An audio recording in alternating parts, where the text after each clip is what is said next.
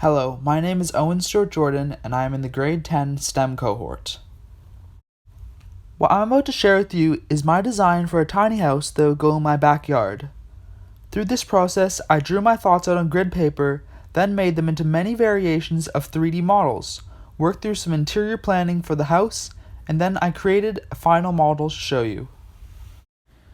Most of my time and effort was spent on the interior. Because tiny houses have to be less than 8 feet and 6 inches wide, and up to 40 feet long, though most tiny houses never exceed 25 feet long, your biggest challenge when designing a tiny house is how to fit everything in the space you are working with.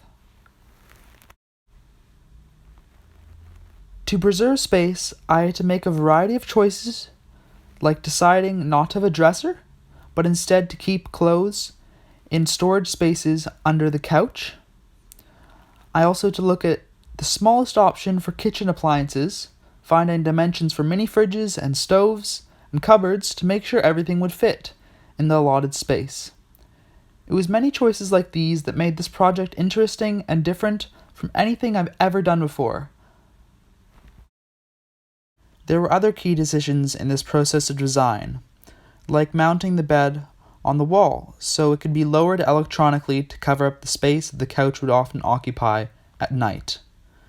I decided to do this because I'm rather tall, and the idea of having a loft bed and having very cramped headspace does not appeal to me.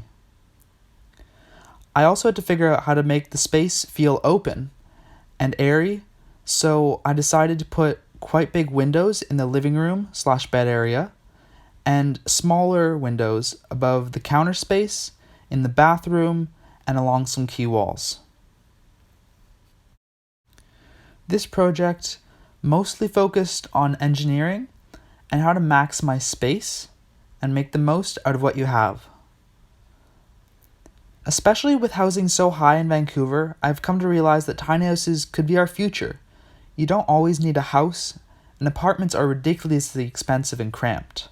Sometimes you just need an affordable living space, electrical bills, and a space to call your own, something that is easily solved by tiny houses. To give you a bit of background on why I chose this project originally started out as a passion project. It later morphed into my capstone, and I started working on it a lot. Because my brother might never actually be able to move out of our house, I thought that if he could have somewhere isolated but also within the bounds of our premises, then it would just be great for him, especially when he grows older.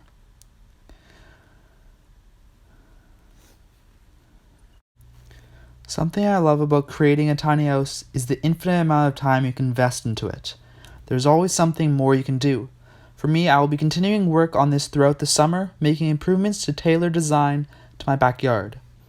For example, I will change dimensions in relation to the space, like making the porch huge because there is tons of space out in front. I may also add on plans for a garden, or maybe even looking into how I would go about with the plumbing and wiring up the electricity. In fact, a detail I forgot to add to the model as time ran out was solar panels, which is something that is integral to the design of tiny houses. One last note. Canada has not yet legalized tiny houses as they violate a few housing laws. However, we are seeing a remarkable response to tiny houses in the USA and many places in Europe, so here's to hoping Canada is next to adopt tiny houses into law. This has been a pleasure showing my project, and I hope you had a good time. See ya!